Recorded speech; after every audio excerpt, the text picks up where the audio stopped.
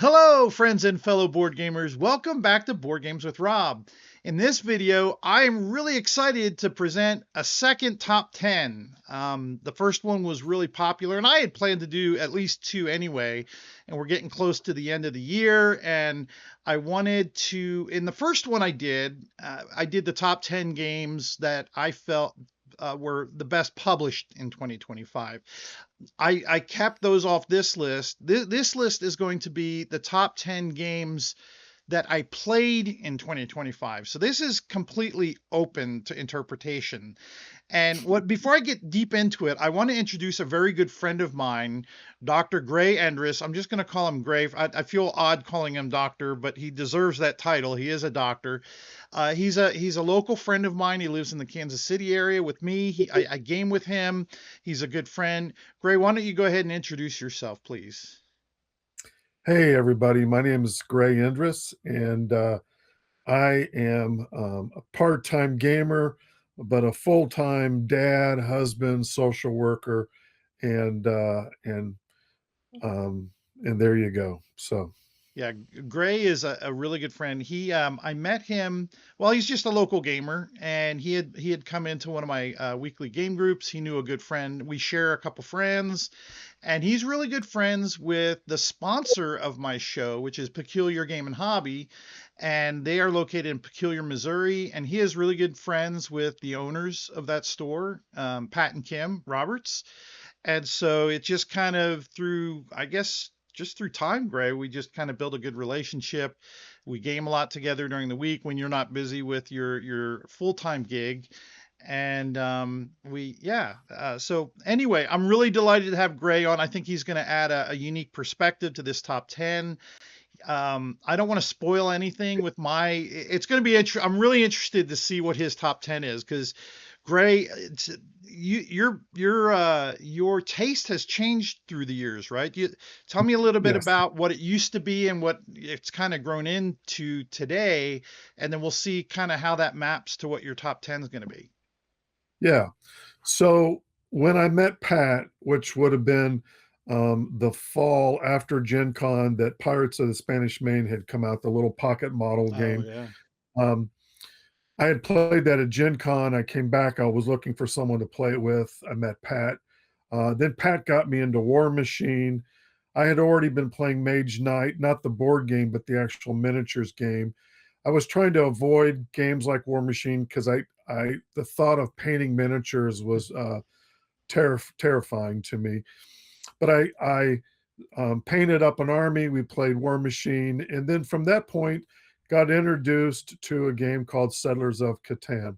I already knew about Magic, again, Mage Knight, um, Pirates of the Spanish Main, and from that point, it just kind of exploded.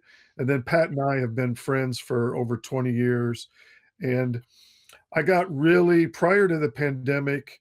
I was gaming with some people, and they just played heavy Euros all the time, and um, and I enjoyed it. But during the pandemic, I started watching a really great video podcast called The Dungeon Dive, where Daniel talks about adventure games. And in my heart of hearts, one of the things that I loved about Mage Knight is that my sons and I, when we would have it all out on the dining room table, we'd create a story or an adventure. And then Pirates of the Spanish Main, it wasn't just sinking ships. We were hunting treasure and, the adventure and the story with the game element. And so I kind of made a decision that I wanted to move away from heavy Euros. And I do enjoy giving Rob some grief because it's like painted on themes, collect some resources, transfer those into points. But um, I like a lot of Euro mechanics, but if it has a really strong theme where I feel like there's a story being told, um, or or I'm getting to really build something, and it's not just an engine to create points, but I'm actually getting to do something. Gray, what I thought we'd do is I have a couple honorable mentions. These are ones that didn't quite make the list, but came pretty close. Would have been probably my 11, 12, and 13. And I'm not going to go into them very big or very long. But if you want to start off, I think you had maybe one that you wanted to talk about. Why don't you kick us off? Yeah, I gave myself a goal to play all of the Terraforming Mars games, the card game, the dice game, the board game. Um, I felt like I had been neglecting those, and so those games would be my honorable mention. I did get all of them played this year. Um, 2 of the 3 we played on a Wednesday night, board games with Rob at in Olathe, and I just thought those games deserve my honorable mention in 25. That was my goal, and I accomplished that, and I felt pretty good about that. Those games are, for me, still a lot of fun. There's some Euro mechanics, but you also are telling a story, and I enjoy that so much. Yeah, it's funny. I really like the other two spin-offs, and I'm not a big fan of the base game, which is kind of weird. Everybody, has raved about the base game. You and I think we played both of them, right? I know we played Ares is the one I think which I'm showing on screen. I believe that's what the action selection one. That's kind of like the Race for the Galaxy one, where everybody takes an action and then everybody else can follow, or something along those lines, right? Yeah, and I remember we played that on a Wednesday night, and it was a lot of fun. And then the other one was what, the dice game, and Yeah, that, the dice version. yeah, and those are both great games.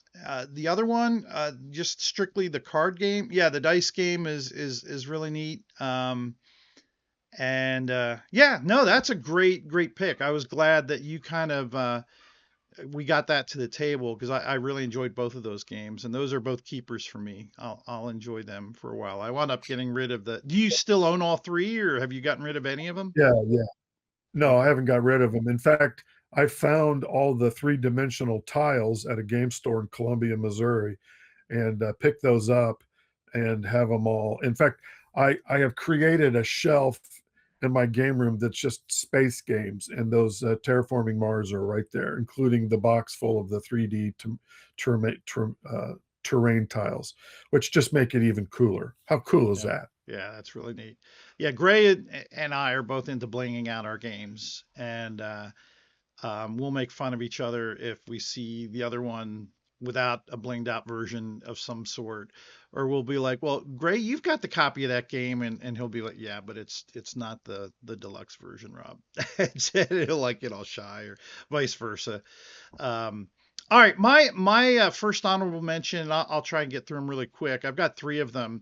I am really into heavy Euro games. I really like them. I like the mechanics. I love comboing, running into combos, worker placement, kind of a puzzle that you got to solve. And one of the ones that I was able to get to the table this year and absolutely loved was Civolution. It's a Feld game. It's Gosh, it's a deep game. You've got all these different I mean, there's like 20 some odd different actions. It gets a lot of grief because people are afraid to get into it just because there's so much you can do and learn. But at its core, it's kind of like a Civ game. You're running out. I think that the theme is you're running a simulated Civ game, and the person that runs their civilization the best wins the game. But you're doing things from exploring to getting goods and developing cities and what have you. But I mean, just in typical Feld fashion, there's just look at all these different actions that you've got to do, and you're choosing dice to select actions, and you can manipulate dice. But yeah, this is a very combo-y, very heavy game that I've only been able to get a couple times just because it's hard to find somebody to play it with me. Have you played Civolution, Gray, or is that even appeal to you? No, I have No. not played it. Okay. All right. My second honorable mention would be Brass Birmingham, and there are a lot of games that this year I have been able to get off of my shelf of opportunity, my shelf of shame, and Brass was one of them. I played Lancashire and really enjoyed it, and then played Birmingham and kind of liked it more. It added a little bit more, and anybody that's played the Brass games will probably know what I'm talking about. Adds beer And it's just a really, it's not a very hard game, but it's an oldie, and one that is revered by a lot of people. I got into it because I learned Nucleum, and then somebody had said, and I really enjoyed it, and somebody said, well, have you ever tried Brass? And I hadn't, so he taught it to me, and I really enjoyed it. Now, Brass is kind of an older game. It's an older Wallace game. Gray, have you ever played Brass, the original Brass? You probably own it. I have played the original Brass. I have owned it. I have traded it out of my collection. And that would be back when I was probably more involved in heavy Euros. Yeah, there's not much of a story to Brass. It's pretty much just building routes and pick up, deliver, and delivering goods. But it's really neat. I like the combos. It's a classic, and on Kickstarter they've got the I think it's Brass Pennsylvania is was kickstarted. So I'm kind of looking forward to, or Philadelphia. I don't know. There's another Brass game in this lineup that I'm looking forward to getting to Yeah. the table. All right, and my last honorable mention is Brian Brew, and I hadn't heard of this. And one of the fantastic things about the Board Games with Rob weekly event that I run is I will open it up to themes a lot of times. And Gray, I think you're the one that suggested this early on after I had when I had started the group, and you had suggested I think maybe Reiner Knizia night or something. Anyway, I Trick was taking. yeah, and it was a great idea. And so I had a trick taking night was one of them, and somebody brought Brian Baru to I think it was our friend Curtis. And this is not, I mean, this is to trick taking as what you might say Lost Ruins of Arnak is to deck building. It's not the main core mechanic, but it's one, and it's how you do actions throughout the game. And I had never heard of this game. And I mean, there's nothing, I mean, it's a decently produced game. There's nothing really fantastic about it, but you have a deck of cards and you're playing a trick, and you have two different options. If you win the trick, you'll do the top part of the card, and even if you lose, everybody will do the bottom, which are all about secondary actions, and you're trying to place pawns out or place tokens out onto a board, and it's kind of a little bit of area control meets trick taking. This one is just a fantastic game that really caught my eye, something I never heard of, and one I was so happy to be introduced to. Have you ever played Brian Baru, Gray? No, No. no, Yeah, I have not played it. yeah. It's a fun game. All right, so that's our honorable mentions. Let's go ahead and Gray, why don't you what before we get into the top 10, let's talk about like the criteria that we used in coming up with our top 10. Why don't you start? What were your thoughts in building your top 10 games played in 2025? Yeah, so I like a lot of people record my games. I don't use some of the apps that are out there. I just record it in OneNote. It'll sync to my computer. I find it really easy. I can take a snapshot, if I want to. I can write one note, And so I went back through my games played, and I want to add, um, last year on New Year's Eve, I played uh, just over 100 games. This year, as of today, December 19th, I have played 222 games. I have Wow. doubled the amount of games this year. And I um I'm going to regret saying this because your head's going to get really big, but it is really in part to gaming a second day of the week for me on Wednesdays. Um, Prior to that, I gamed almost every Sunday afternoon at Peculiar's Game and Hobby. Um, and Sunday is the board game day, and some days there's 30 people in there. There's gonna be a nice crowd.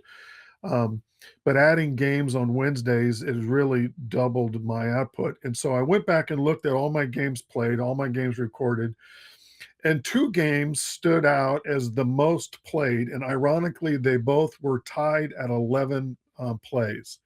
And that's where I'm going to start. Okay. Cool. Yeah, I can't wait to see your list. I'm hoping that one of them is on there that I think will be on there because I want to brag about you a little bit if it is. But we'll see. I based my list strictly on just how much I love the game. These would all be games that would be in my top 100, if not my top 50.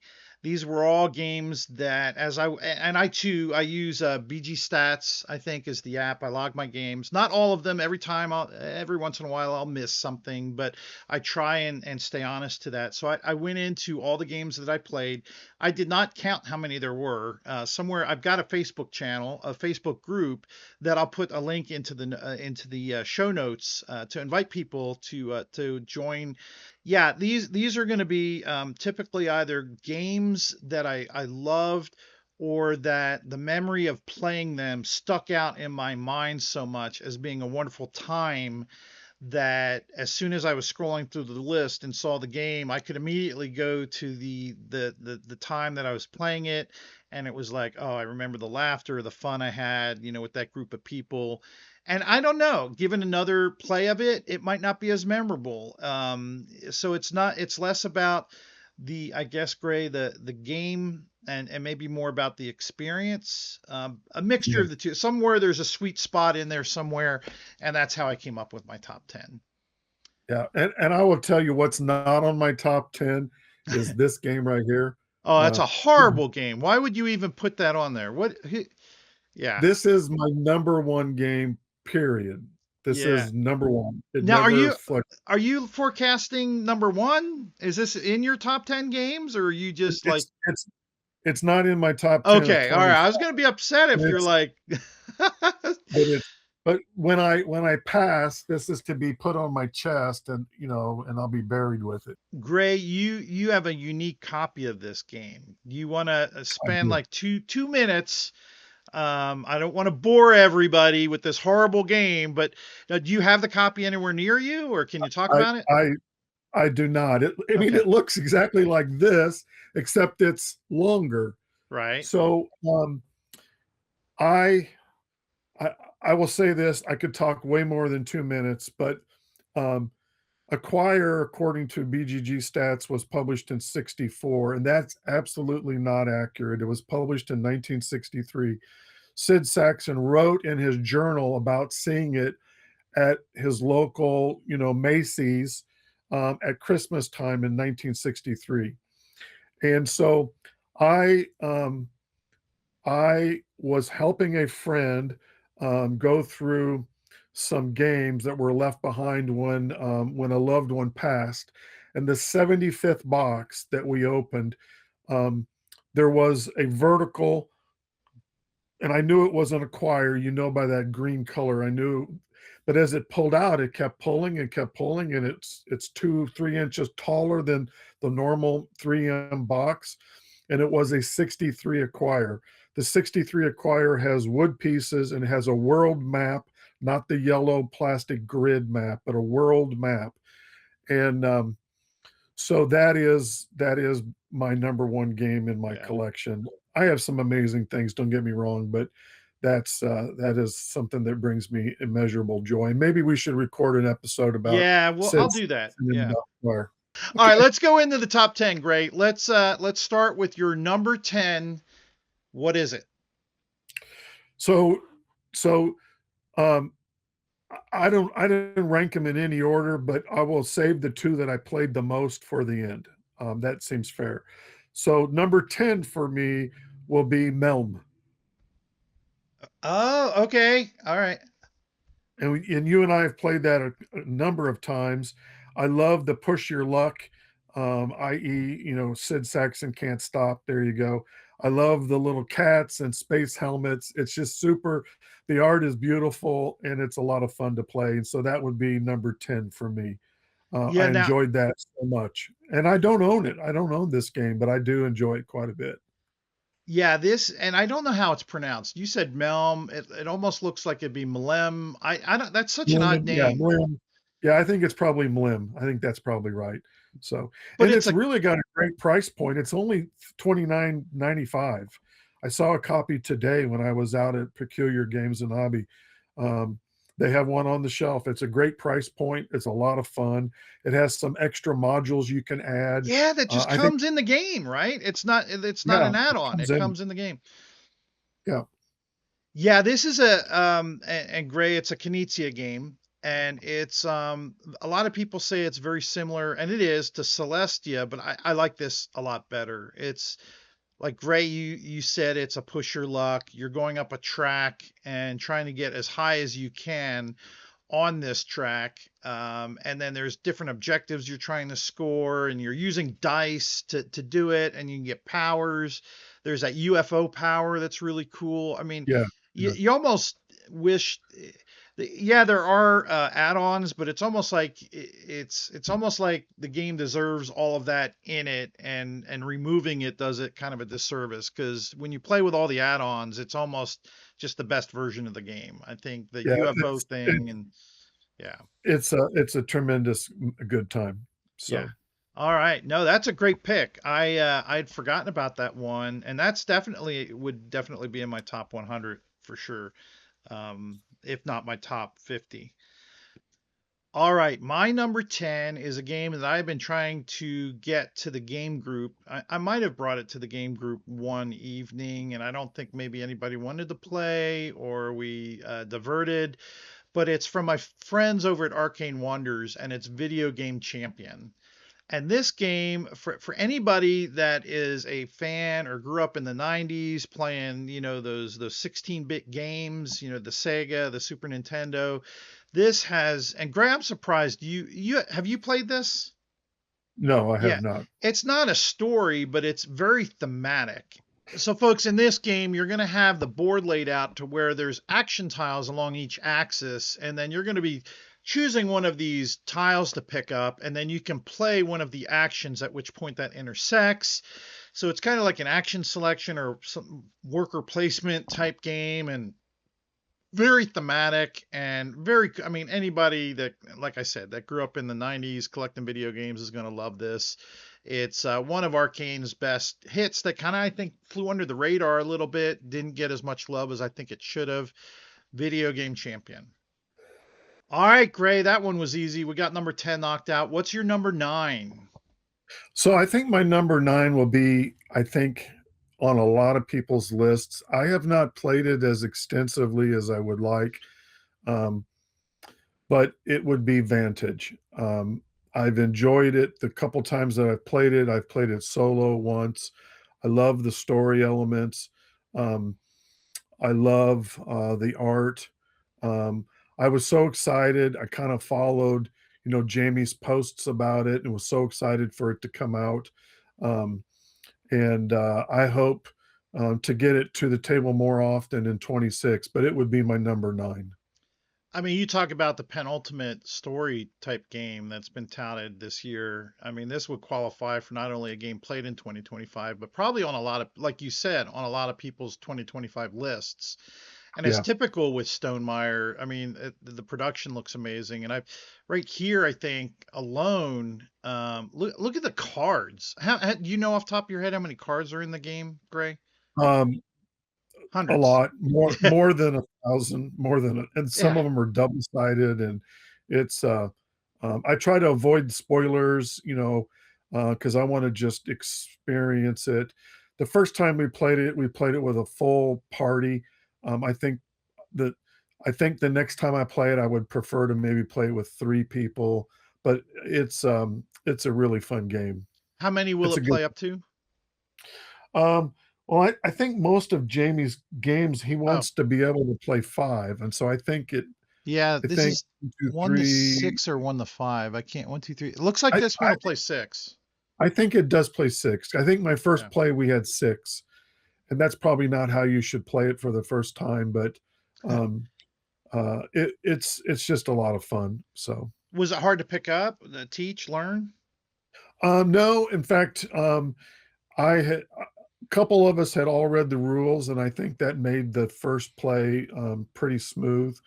Um, and there's some really great videos out there. If you haven't played it, I would encourage you to give it a try. So Yeah, it's one I haven't played because I'm not normally into those like story, just pure story where the game is story. But I'm kind of regret. I had a copy of this I had bought and I got rid of it. I sold it, not thinking I'd like it, and then I heard everybody loving it, and now I'm kind of regretting that I got rid of it. So, but I know our friends over at Peculiar have had it. I don't know if they still have it, but I might wind up sneaking in a copy of that. Yeah, great pick, Greg. Great game. Right up your alley. I'm surprised I didn't even think about that. All right, my number nine is a game that I this came out in 2024, and we talked about kind of our theme nights. I brought this with me when we had our trick taking theme night, and it's one that I had heard about. It's a recent release, and this is Fishing, the trick taking game. It's a Friedman Freeze game, and it's just all the trick takers, they all share the same trick taking mechanic, but there's always that little, what's the stag, or what's the gotcha or the hook on that game. And this one's neat, Gray. Have you played Fishing? Yeah, yeah. In fact, I played your copy 3 times. Oh wow, yeah. It's neat. So everybody starts out, with a base set of cards, but based upon how many, if you lose a lot of tricks, then there's this deck of superpower cards that will, The you know, fishing cards. yeah, you're going to go fishing for more powerful cards. And so slowly you'll get more powerful cards into your deck, and then then other people will start losing and they'll go fishing for their cards. And it's funny, the game doesn't start with a trump, and then it'll start like one of the early card power cards is it introduces a trump card which is green, and it'll just throw one in there. So like, the first person that lost might get a one, green trump, and that's their power card. But then, there's kind of unique powers, and oh, it's just a really neat hook on trick taking, and one that was a lot of fun is Fishing. Is Yeah, What do you think about trick taking, Grade? You uh, typically. lo- love trick taking. In fact, one of our trick taking nights at Board Games with Rob, I taught everybody how to play Tichu. Um, Yeah, that's a so classic. so yeah, I love fishing. In fact, it was one of the first games I played this year in 2025 when we were at Father's New Year's Eve or New Year's Day party. I Wow. played fishing, and I think it was your copy. All right, folks, that's 10 and 9 out of the way. Gray, what do we got at number 8? All right, so number 8 is kind of a sleeper hit for me. So at Gen Con, uh, we Rob and I shared a room with some other really great gamers. One of those was Sarah Beth. Sarah Beth comes back from a day on the show floor. She has a little stuffed capybara, and I'm like, "What is that?" And she's like, "Oh, it's a game." And she unzips it and she pulls out capybara. So I went back by Charming Games booth, and I did not get capybara. I got something different. We come back from Gen Con, we play Capybara, and I'm like, oh my God, I'm an idiot. I can't believe I didn't buy Capybara. So then I immediately picked up Capybara. Um, this game is super fun. In the words of Sarah Beth, it's awesomely cute. And it just is a really fun, lightweight game. Um, I've since picked up Otter and Doomcat, and I like those games quite a bit. They're just a lot of fun. Capybara is just fun, and I wish I had played it more in 25, but to leave it off the list would be a disservice. So that is my number 8 is Capybara. Yeah, and its full name is Capybara Crush. One of the cool things about Sarah Beth is that she finds these games that I've never heard of before, and she is such a true board gamer, and she will like just out of the blue send me a text of the game that she thinks I'll like, or have you heard about this, or don't forget to back this. And that whole lineup, Gray. I think I heard about this one from you though. Was one I hadn't heard of. It's just so simple. You know, it's a 10-15 minute game. You're laying out, I think, 10 cards or X amount of cards, and you're trying to line up, these cute little creatures in kind of a little row, or just off by one. Just just one of those games where you're like, oh, couldn't I have thought of that and made a ton of money on that design? Real neat design, real cute. And yeah, yeah, thanks for turning me on to this. Otter's another one that was just really cute and really easy. Yeah. Otter is a completely different game. It's a card shedding game where you're trying to get cards out of your hand. But capybara, you're trying to line up your capybaras and create a panel of oranges in a row, or or fish on his head or whatever. But it's a super cute, fun little game. So number 8 was Capybara Crush. Yeah, that's a great pick. Great pick. All right, my number 8 is a game that, again, another friend of mine showed me, and it was a reprint of. It was originally Stronghold Games had it, and then Alley Cat Games picked it up, and it's Kalimala, second edition. Beautiful. The second edition has beautiful Ian O'Toole artwork on it. And I won't go into a lot of the gameplay on this because I do have a full blown review posted on my channel. But this is, I mean, it's just, and I don't know, this is the second edition.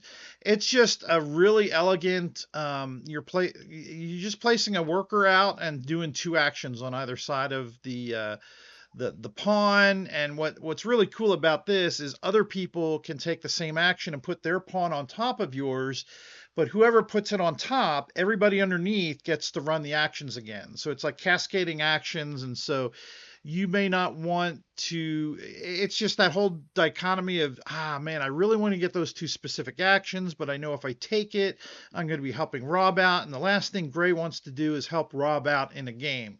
So Gray would not be doing that. But you're trying to earn a bunch of points, and scoring in different areas. And anyway, very very neat design, very easy to pick up, but very elegant game. And I think Alley Cat hit it out of the park with this elegant design. Have you played it? I know Sarah's got a copy of this and fell in love with it. No, I have not played it. Yeah. So yeah, my number 8 game played in 2025 is Kalimala. All right, Gray, that's 3 down, 7 to go. What's your number 7? All right, so my number 7 is another lighter game, but I also immediately enjoyed it. You and I played it this summer. We had I think brought Burger King over for lunch, and we had Burger Mm. King, and that was Big Sur. And Yeah. I just love that creating that panel, and um, it's just it's just a fun light game, with some interesting combos, creating that panel, uh, and I think it's really a great game. It's real clever, easy to pick up, easy to teach. Yeah, this was touted as a Gen Con release, but they had it released for retail. This was from 25th Century Games right before Gen Con. I think we played it. I think when you came over, we played it before Gen Con.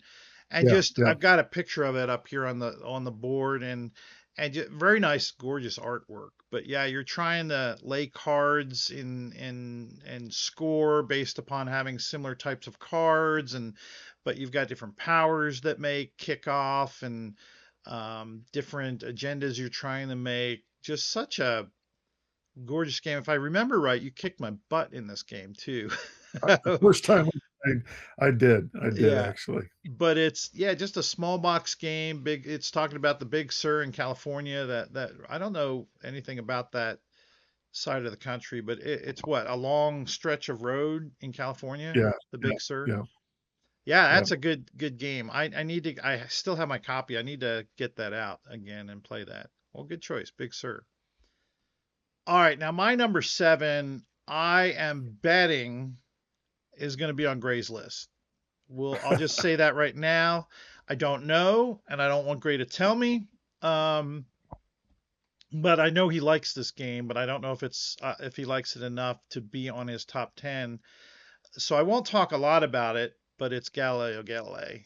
It's in a trilogy of games that this designer, this Tomas Holick, I think I'm pronouncing that right, um, designed in 2025. There was, or 2020, in a short period of time. He had SETI, Galileo Galilei, and Tea Garden. Now, Yeah, Galileo, I finally got a notice that the expansion Luna, which I'm very jealous of Gray, he has that expansion on him. I think I might be getting to play it tomorrow, but mine is on the way. I just got the shipping notification today. And this is just an elegant game. In fact, I got that term from Gray, elegant. He likes to call things it is. elegant, and I It know is an when it's elegant hitting game. your spot. Yeah. So it's just a very you're doing different actions, you're trying to and it's very thematic.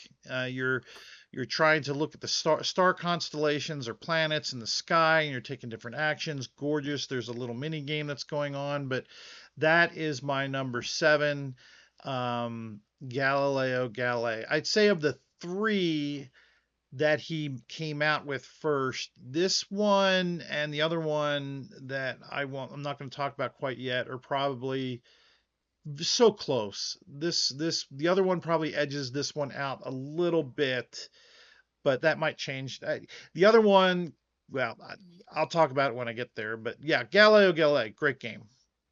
Yeah, All right, great, fantastic game. Absolutely.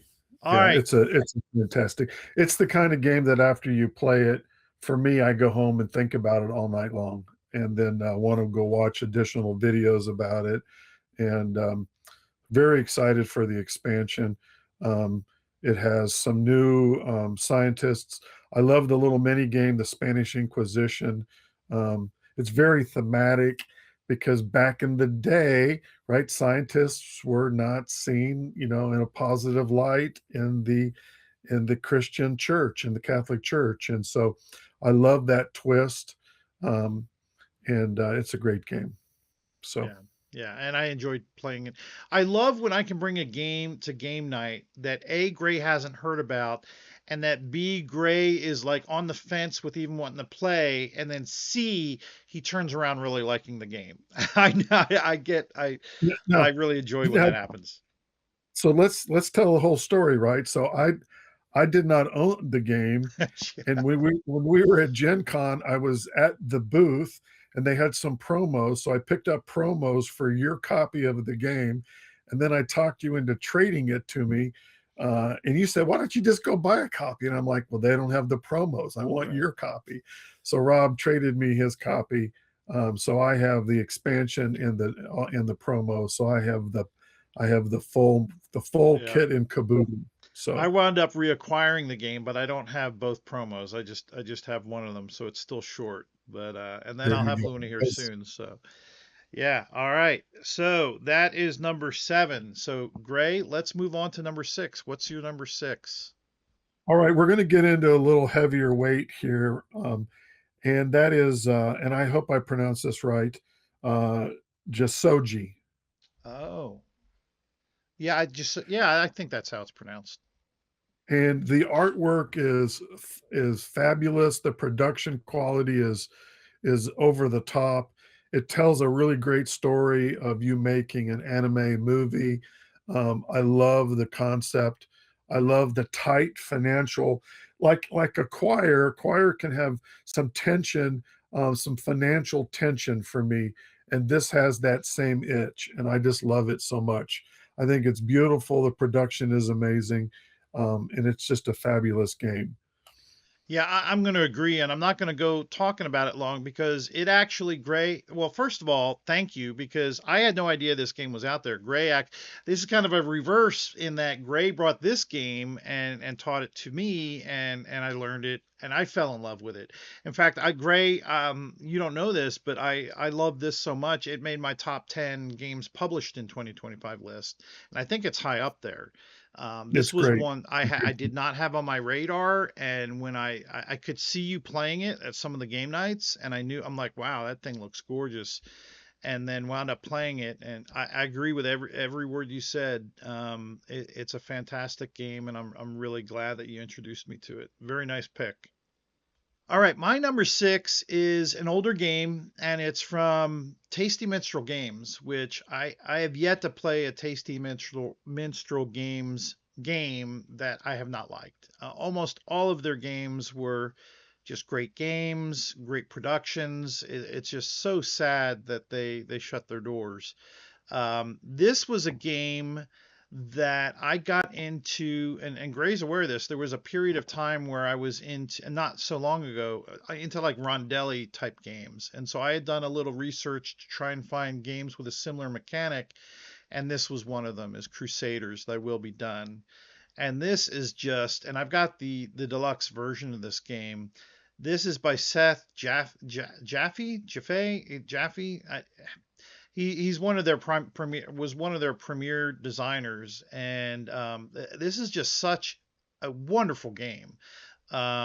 You have a rondel, and your piece, and it's asymmetric because everybody's going to start with a different knight who has different powers, and you have these six different actions around you, and you will pick an action and you will do it at the strength of the amount of pawns that are there, and then you'll take the pawns and you'll distribute them kind of in a rondel or mancala, I should say, not rondel, but mancala like fashion, and spread them. And then what's cool is not only are you going to be taking the action on that tile, but some of these actions are about building buildings, and the more buildings that you build, that you place these out onto the map, they're going to have icons that match these actions. And so as you build these buildings, you're fueling that power. So, whereas you might need 4 pawns on that, well, the more buildings that you've unlocked, you might be able to take it at an even higher power. So it's just very combo-y and very strategic. A very simple game to learn and play. Very nicely produced. Crusaders. Have you got a copy of this, Gray? No, I do not. No.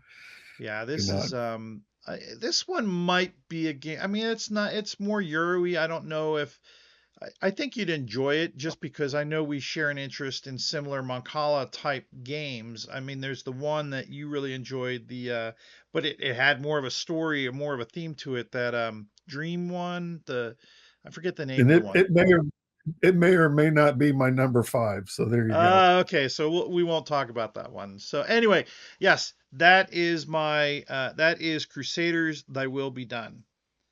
All right, great. I think we've hit what our top five. So we're on to our Yeah. bottom five, and let's start with our number five. Why don't you lead us off with game number Yeah. five?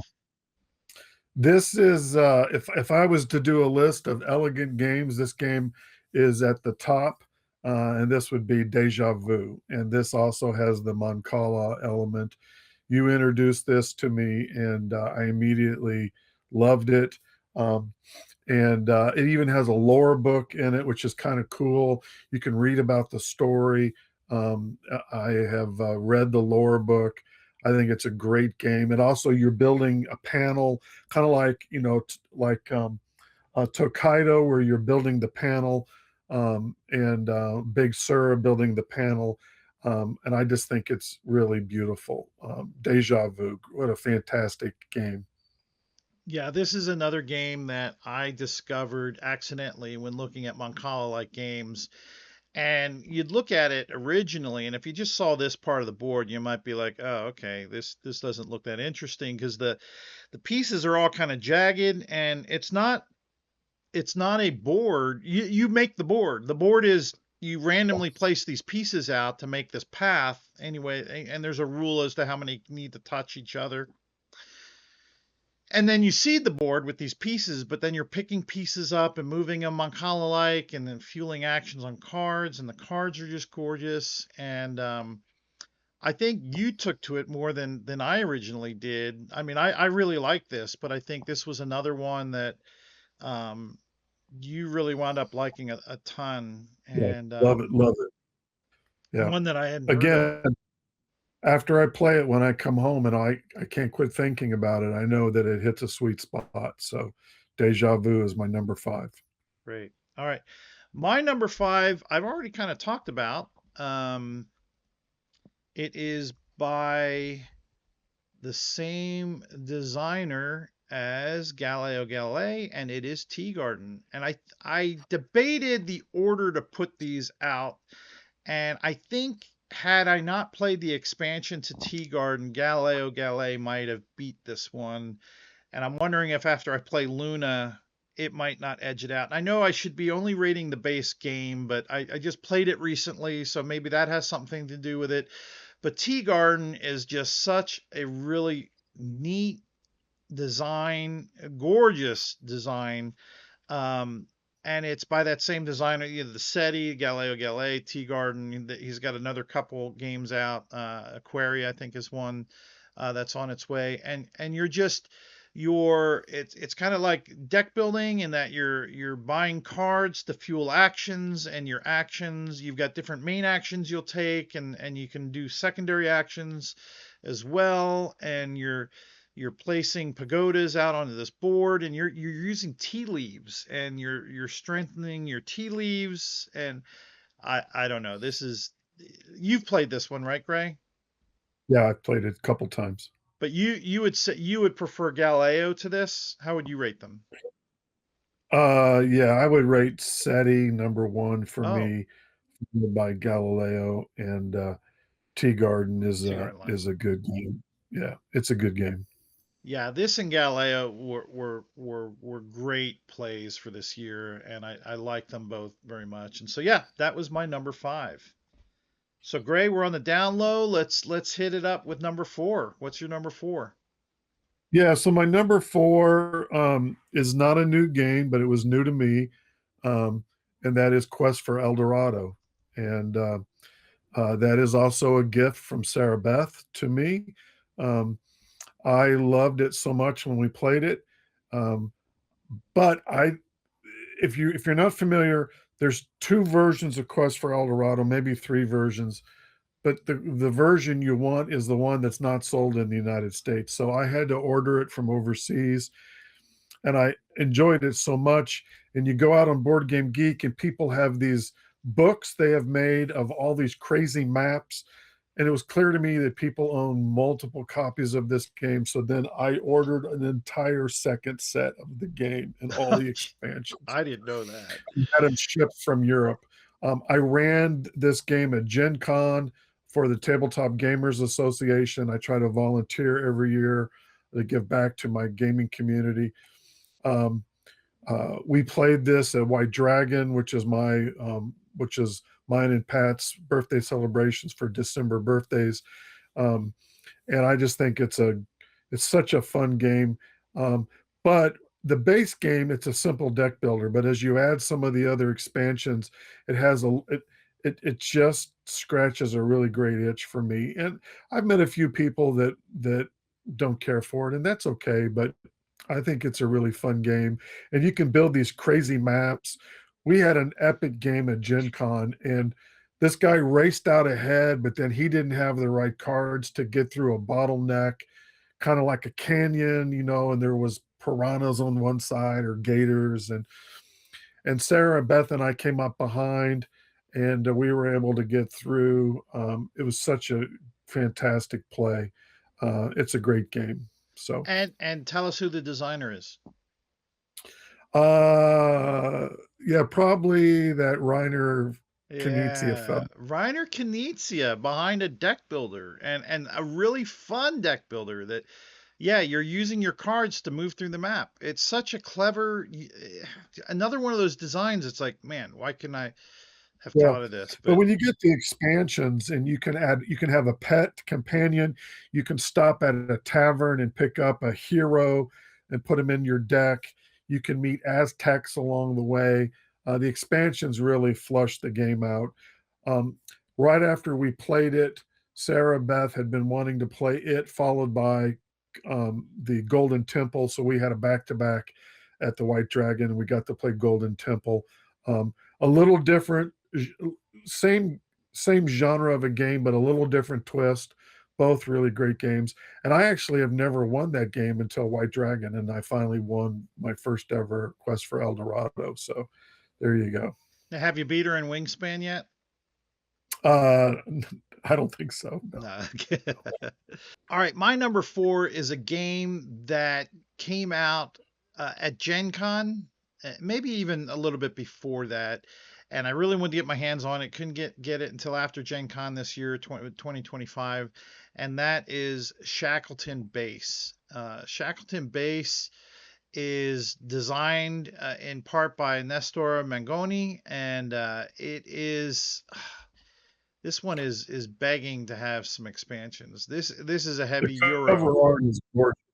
The cover of that board game is spectacular. Look at that. It just so it's a Euro game, and you're building out different types of buildings on craters on the moon. And what's so unique about it is there's certain basic actions you can take, but then there's like eight different, and look at these, and the components are just phenomenal. You've got different types of workers that you can use for different actions. You can use them for any action, but if you use them specifically for that type of action, you'll get a bonus. What's so unique about this, though, is there's like 6 or 7 different corporations, and and you play with 3 of them in a game. Here's the 3 that are in this game, and each one adds a different unique mechanic. And so you've got your base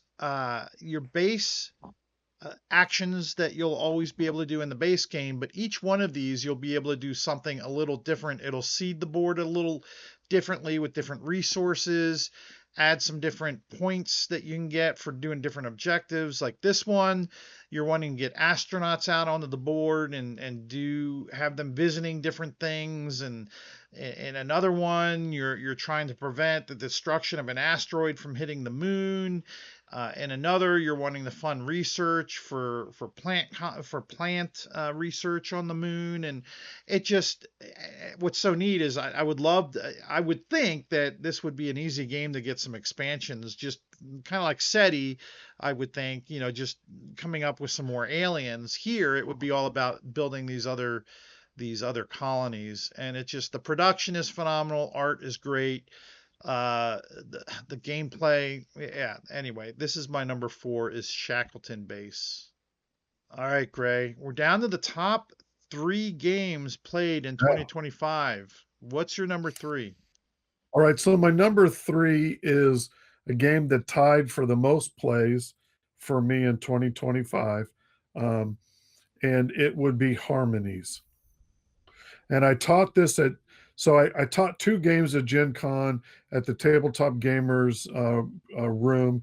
I taught the Quest for El Dorado. I had a massive map, and then I taught Harmonies the next day, and just had a really great time. In fact, one of the people that played Harmonies was one of the co-designers of Nature, right? And Nature is not on my list. I love Nature so much.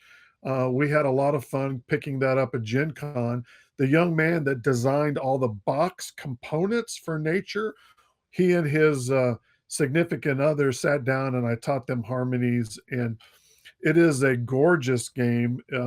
It is a super lightweight. It tells a little bit of the story. You're building your own island.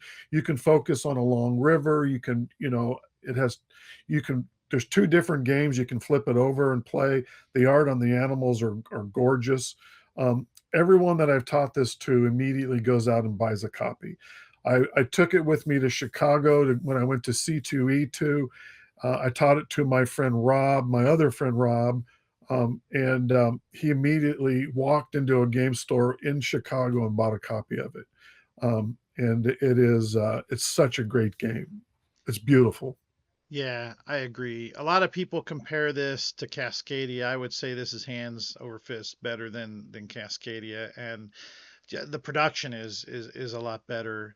But it's just you're just taking the board is stacked with 5 different stacks of 3 different tiles, and your choice is just you pick a stack and you place them, and each one plays a little differently, and then you can decide to put an animal out depending upon if you have the right terrain in a certain. It's just such a simple, elegant game, and Yeah, so it's well gorgeous. produced. Yeah, this is a great pick, Ray. That's a wonderful game. And Yeah, and again, you can play either side of the board, and it comes with some expansion animals. You don't have to play with those. So I just love right out of the box. They just put a lot of extra love into that game. It's just gorgeous. agreed. Yeah, good pick. All right, my number three is feeding right back into my heavy Euro love and passion.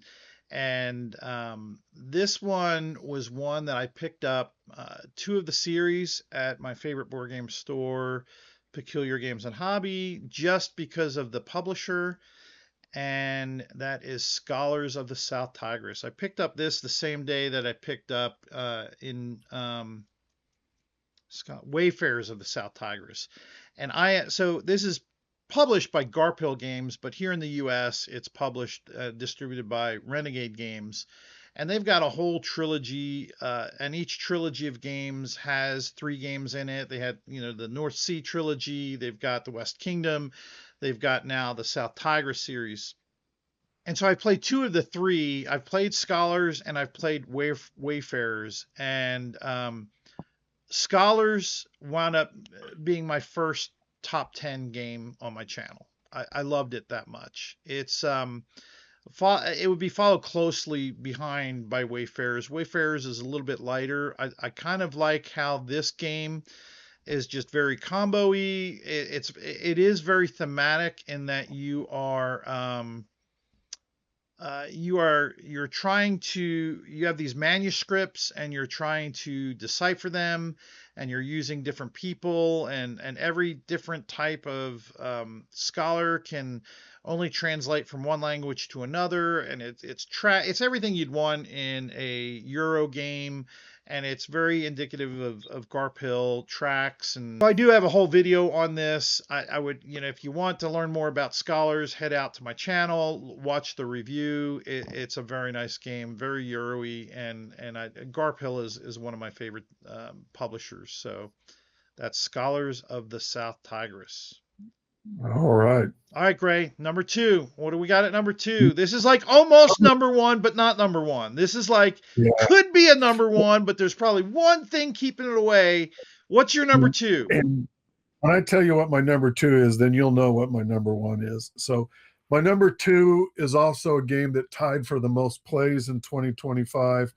Um, and those are plays from Gen Con to this date. So it's not even the whole year. Um, Rob and I were getting ready to go to the nature release event. We were both beat tired, and we sat down at a table, and Rob goes, "Hey, I want to show you this game." And my brain was like checked out. I'm tired. I'm trying to have enough energy to go into the nature release event. And he pulls out this game, and the teach wasn't very good, and he apologized. But I immediately went, "That's really interesting." And the next day I went by the booth, I bought the game, and then I bought what Rob doesn't own, and that is the legacy version, and that's Regicide. And Regicide I have played 11 times this year. I have won it 3 times. I've had 3 bronze wins, which is impressive. Um, I have yet to get a silver or gold win, but it is a fabulous game. Um, it is so simple, so brilliant. Um, and the legacy version, I have opened it. I've read the rules. I've not cracked any of the decks, but it tells a story, and it is a fantastic play. It is so simple, so beautiful, so elegant. This would be right after Deja Vu of being the most elegant game, right? Deja Vu would be elegant number one. This would be number two, would be Regicide. And I didn't even tell Rob that I had gone and bought the legacy version. And he said, "Did you get a copy?" And I said, "Yeah." And he looked over at my stuff and he's like, "You're a jerk." I was very jealous. I and what's so funny, folks, is he's. I mean, you've heard him talking about how elegant this game is. All it is a deck of cards. I mean, it's a deck of cards. You could play that. You have a copy of this more than likely in your house. Now, you don't have this copy, and you don't have. I mean, now I'm talking about the base game, not the legacy game that Mr. Butthead over here has. But um, the base game that can be played solo is very fun. Have you even opened up the Legacy game yet? Yeah, I've opened it. Okay. The mats in it are gorgeous. I mean, it's fantastic. So yeah, it's a great game. Yeah, each suit is going to give you a certain power. You're trying the enemies are the face cards, the Jack, Queen, and King, and each one has a certain amount of health, and you're trying to defeat them, and they will negate certain powers that you can play, Yeah, which are yeah, the suits. Each suit has a different power, and if you can defeat them in just the right way by defeating them with at exactly whatever their hit point is, then you can get them to join your team, and you get their yes. power on there, which is almost a must to win this game. But it just the game is just so, again, another one of those, man, I wish I could have come up with this. I wish I had this game when I was a kid growing up with a deck of cards instead of playing that silly, whatever that solitaire game is that, we all play. I forget what it's called, but This game is yeah. this game plays well with 3 players. It plays well solo. It is it's it also has tension. It has beat me down hard. I have been crushed, but I just want to play it again. And then when I got that first bronze win, I was like, holy cow. And I sent Rob a text. I'm like, look, I actually got a win on this, but it was only a bronze win. And I haven't done better than a bronze win, but I've had 3 bronze wins. So there you go, brother. Yeah, I need to get this. I have the base game somewhere, but I think every time I touch the box, I'm reminded that Gray has the legacy, and that doesn't sit well with me. So I need to get that legacy at some point. All right, my number two is again by a publisher I've just recently talked about, and I played this at one of our local conventions. I've mentioned this a number of times on our channel that Kansas City is very blessed in that we have a number of game stores in this area. We have a number of gaming groups, and we have at least 2 different conventions that are significant enough to draw a crowd. And that is Meeple-a-thon, which just happened, and then prior to that, CantCon. And one of the things I asked at CantCon is, typically my board games with Rob play session is all about me trying to teach a new game to people every week. That's the premise. Well, I had asked if anybody could come by my booth and teach me a game, I'd love it. And I put out a list of games, and somebody took me up on that and taught me Ezra and Nehemiah, which is by Garp Hill Games, another Garp Hill Games release.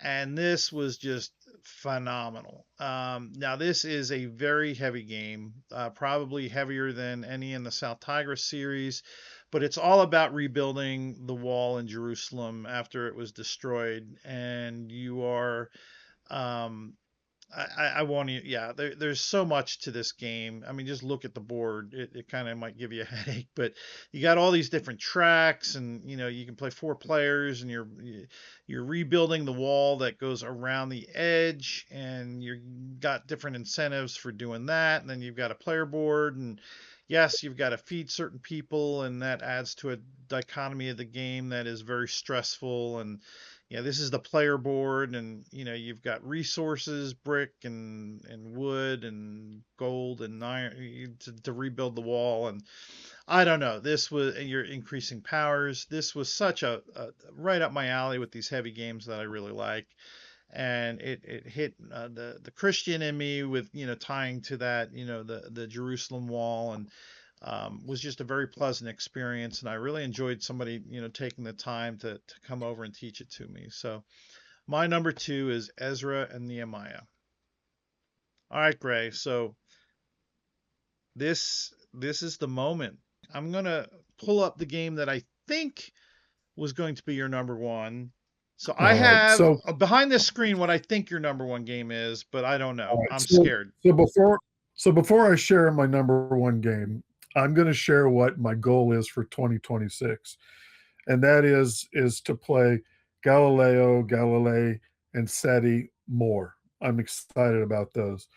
I'm also excited.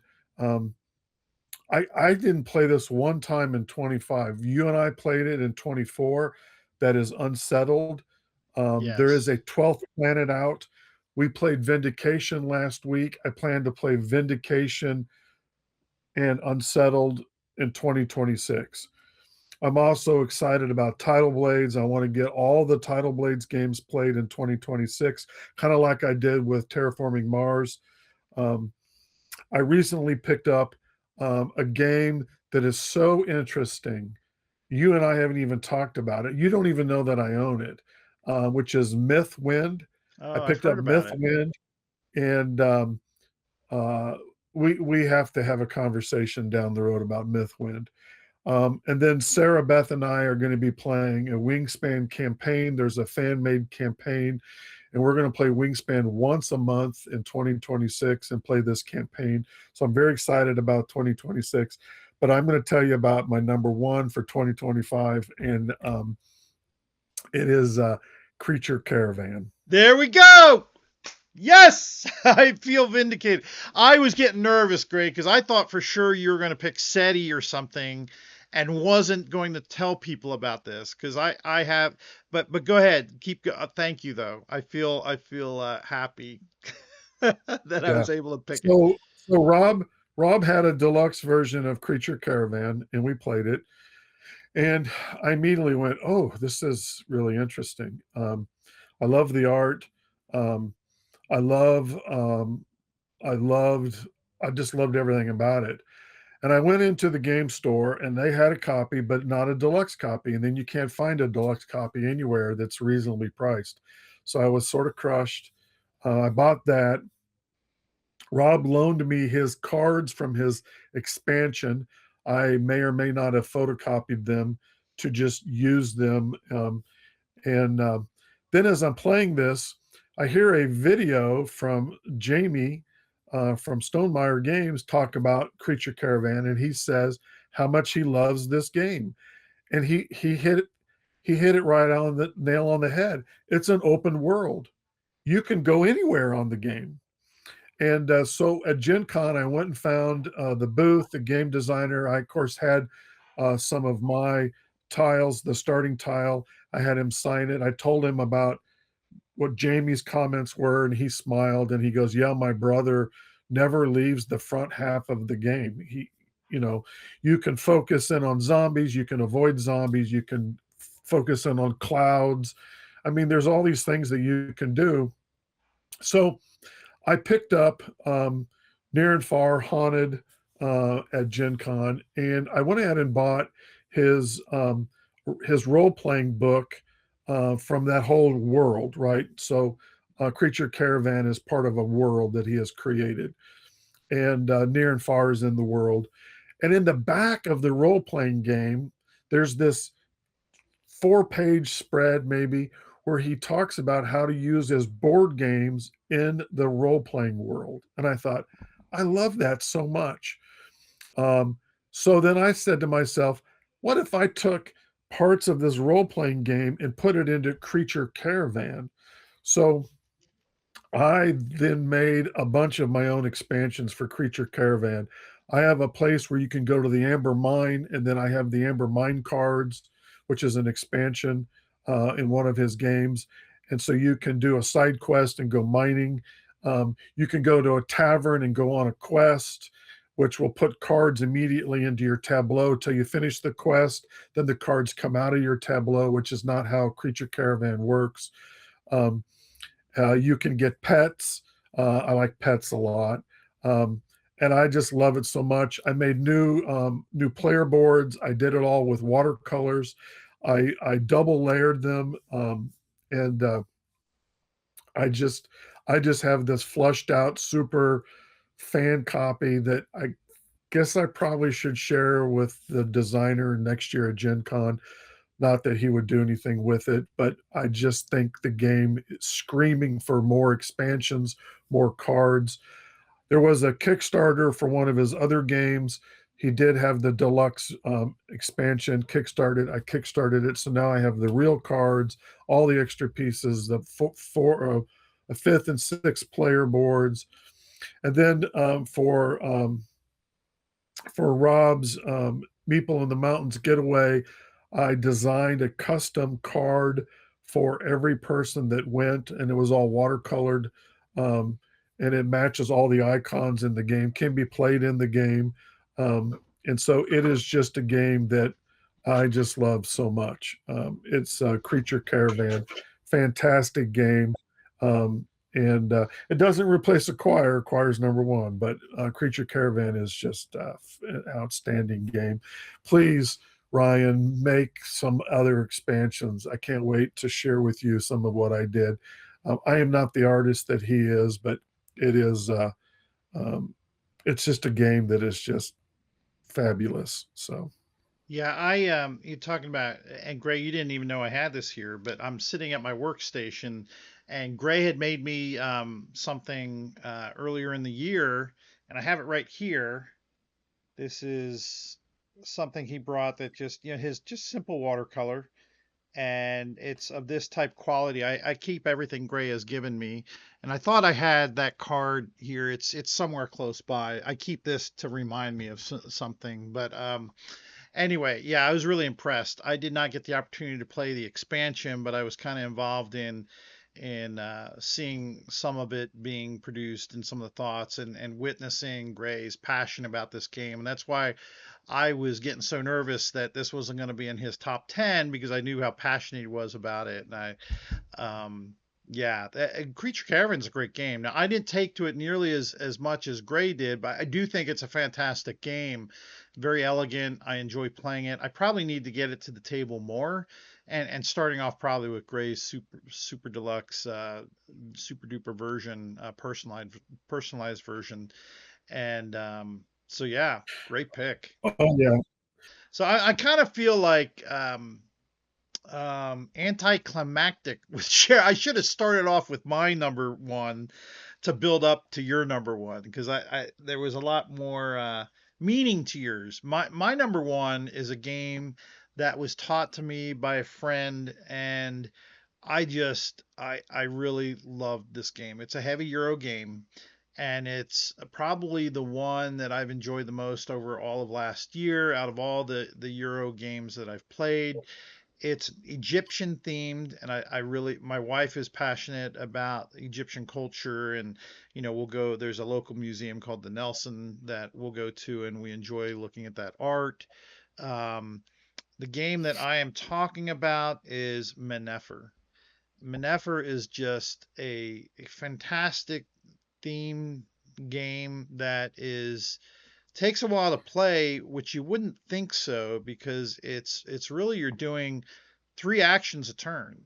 You are over the course of the game, you're going to have your player board, which is over here on the right, and you'll have these three different. Actually, you'll be doing nine different things over the course of a round. You'll be placing a tile out and then taking a tile back to seed your actions for the next turn.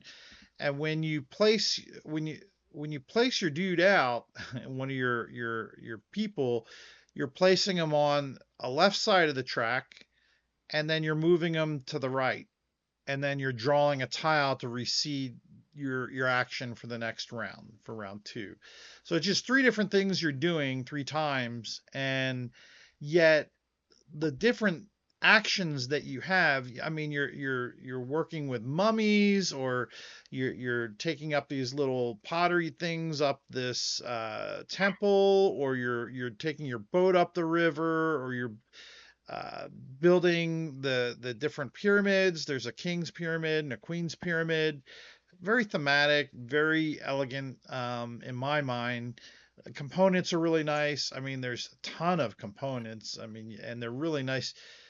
There's this really neat. I don't know if many people know about the Egyptian lore where your soul at the end of your life, the way that your I guess karma or your goodness was weighed is they would take the weight of your heart and the weight of a feather and compare them on a scale. And so there's this track, and you have your feather on the one side and the heart, and if they start off on completely opposite sides, and you're trying to get them to cross and the so as to get positive victory points. So just very thematic into the culture of Egyptian lore, and really looks good on the table. And Once you play, I think a lot of the slowness is just teaching people the game because there's just so much to learn. But once you get a bunch of people that know the game, it goes by pretty quick. So yeah, my number one is just purely for the fun I had and the experience in learning the game is Mennefer. I'm betting you haven't played Mennefer, right? No, I No. have not Okay. played it. Yeah.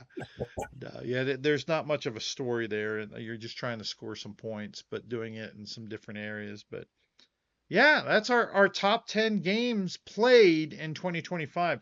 Gray, I've had a lot of fun doing this. I kind of figured there were some surprises I noticed from you that shouldn't have been a surprise, like Regicide showing up. I'd forgotten about that purposely, I think, because I hate being reminded about you owning the legacy version. Deja Vu, I forgot about. And I figured Acquire might make it or might not. It's just you've been playing that for years, so I thought probably not. But um, yeah, I've really enjoyed doing this with you. Gray is a really good friend of mine, and I really enjoy when he can make it. During the school year, he's a very busy man. He's very involved in his trade, and very involved in the community of his social practice. What is it? I don't know that I mean, you're a doctor. What is it that you do professionally, Gray? Yeah, so I am the MSW, Masters of Social Work Program Director at Missouri Western. It's a small state school 50 miles north of Kansas City. Um, then I work at a local domestic violence shelter here in Kansas City, 10 hours a week, and then 3 hours a week at Child Protection. I work there where I do supervision with the therapist there, and we talk about their tough cases. And then adjunct at the University of Kansas on quite a few committees. I have worked with uh, domestic violence, which includes child abuse, since 1986, which is my field. And then went back to school and got a doctorate in social work, um, just to further my academia. Um, so yeah, it becomes busy, but now I'm cruising for a couple weeks. I'm going to enjoy my fall break, and my personal goal: can I hit 250 by the end of the year? I don't know. I'm at 222. We'll see if I can hit 250, which would be the most I've ever played in a year. But I think it's been a pretty blessed year this year, getting some really great things played. So I'm excited. Yeah, Gray, it's been a pleasure having you on the channel. And I hope to do more of these maybe in the future, time permitting, and come up with some topics to talk about. Gray has a very big collection. What's it called? The whole or the what is it called? The It's just called my game collection. What are you Yeah, talking about? no, it's the yeah. There's a Is that the one? Is that the copy? Or no, that's okay. No, We'll have a whole no, separate that's show to Sarah talk Beth's about birthday Acquire. copy. Yeah, That's Sarah Beth's birthday copy. So yeah. I'm excited. I So have a birthday copy up here. you That do have a probably birthday looks. copy. Yeah, My friend Rachel has a birthday copy. I've given lots of them out. So yeah. Anyway, folks, thanks for watching. I hope that this has been informative, maybe giving you a couple different games to take a look at and think about. What are some of the highlights of your year in 2025? Whether it be a board game itself, or maybe it was an experience you had through board gaming with somebody, share with me. Let me know your thoughts. More than anything, I hope that you all have a wonderful year gaming. Here's to a happy 2026. But more importantly than anything, be kind to one another. Thanks and bye. take care.